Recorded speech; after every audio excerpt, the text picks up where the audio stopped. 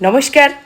আজকে একটা ছোট্ট করে গল্প বলবো, শেষ অবধি শুনবেন, জীবনে বহুত কাজে লাগবো, অবশ্যই শুনবেন। কিন্তু একদিন বাঘ বনে বসেছিল, আর এক গাধা আইয়া বলল, বাঘ ওই দেখ, ওখানে ঘাসের রংটা নীল। বাঘ কইল, হ্যাঁ, ঘাসের রং কখনো নীল হয় নাকি? ঘাসের রং তো সবুজ, কই দেখি। ও গাধার সাথে গেল, গিয়ে বলল, কই, এটা তো সবুজ। গাধা বলছে, না, এটা নীল রং। দুইজনের মধ্যে তৈক্য বাড়ল। বাঘ বলল, চল তাহলে বনের রাজা সিংহের কাছে যাই, তোর বিচার দিব আজ। দুইজন মিলে গেল। বাঘ বলল, রাজামশাই, গাধা বলছে বনের ঘাসের রং নাকি নীল হয়ে গেছে। আমি বলছি ঘাসের রং কোনোদিনও নীল হয়? ঘাসের রং তো সবুজ। আপনি বলেন তো, আপনি বিচার দিন, ঘাসের রং কি? রাজামশাই বলল, বিচার তো আমি দিব। মন্ত্রীর ডাইকা কইল, ওই বাঘ রে 100 ঘা মার মার। বাঘ তো অবাক, বললো, আমি কি করলাম রাজামশাই?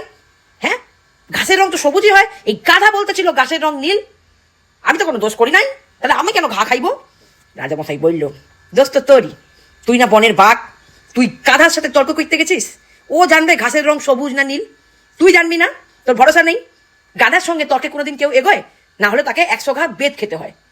বাঘ বুঝা গেল, সত্যি তো, তর্কে গেলাম তো গাধার সঙ্গে তর্কে গেলাম। এই ছোট্ট গল্প থেকে আপনি কি শিখলেন? গাধারা অনেক কথা কয়, গাধারা অনেক কিছু বলে, কারণ তারা গাধা। বাঘ কখনো সেগুলোর উত্তর দেয় না। গাধাদের অনেক সময়, তারা অনেক কিছু বলে বেড়ায়, এদিক ওদিক বলে বেড়ায়, উল্টো পাল্টো কথা বলে বেড়ায়।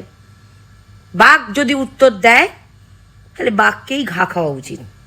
একটা কথা মনে রাখবেন, রাস্তা দিয়ে আপনি যখন যাচ্ছেন, অনেক কুকুরই ঘেউ ঘেউ করে, সবার দিকে ফিরে আমরা তাকাই না, দূরে চলে যাই। তাহলে আমরাও যদি ঘেউ ঘেউ করি, তাহলে ওর সাথে আমার আর কোনো ডিফারেন্স থাকবে না। ডিফারেন্স তো কিছু আইছে। তাই তো আমি বাঘ হয়ে গাধার কথার উত্তর দিব না, গাধাকে পাত্তাও দিব না।